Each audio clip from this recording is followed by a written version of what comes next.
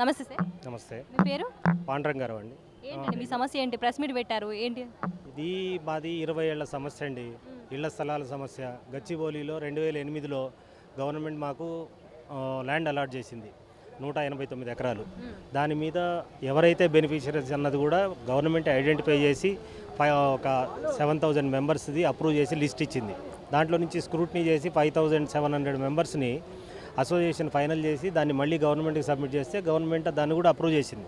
చేసిన తర్వాత వాళ్ళకి సీనియారిటీ ప్రకారం పంచాల్సింది పోయి వీళ్ళు లీడర్లు డబ్బు దానికి కక్కుర్తిపడి లాటరీ సిస్టమ్ లోపల అలాట్ చేశారు. ఆ లాటరీ సిస్టమ్ను అలాట్ చేయడంతో ఏంటంటే జూనియర్స్కి తర్వాత ఇనెలిజిబుల్ మెంబర్స్కి వాళ్ళకందరికీ లాటరీలో వచ్చినాయి, సీనియర్స్కి రాలేదు. రాకపోతే సీనియర్స్ అయిన మేమేం చేసామంటే కోర్టుకి వెళ్ళి కోఆపరేటివ్ ట్రిబ్యునల్ నుంచి స్టే ఆర్డర్స్ తీసుకొచ్చిన తర్వాత ఈ స్టే తెచ్చేటప్పటికే ఒక 22 కోట్లతోటి సైట్ లోపల డెవలప్మెంట్ కూడా చేశారు.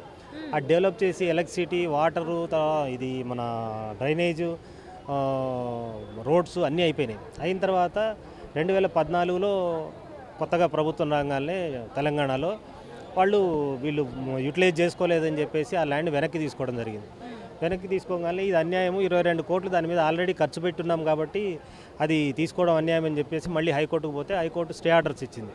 Not to allocate to any other third party and maintain status quo అని చెప్పేసి ఆర్డర్స్ ఇచ్చిన తర్వాత ఇది నడుస్తూ ఉంది. ఈ లోపల 2019లో ఈ సత్యనారాయణ గౌడ్ అని చెప్పి ఇప్పుడు ఉన్న మేనేజింగ్ కమిటీ ప్రెసిడెంట్, అతను ఒక మాజీ మంత్రి సహకారంతో ప్రెసిడెంట్ అయ్యాడు. దాని తర్వాత ఇంకా దాంట్లో అక్రమాలకి అడ్డు లేకుండా చేయడం మొదలుపెట్టాడు.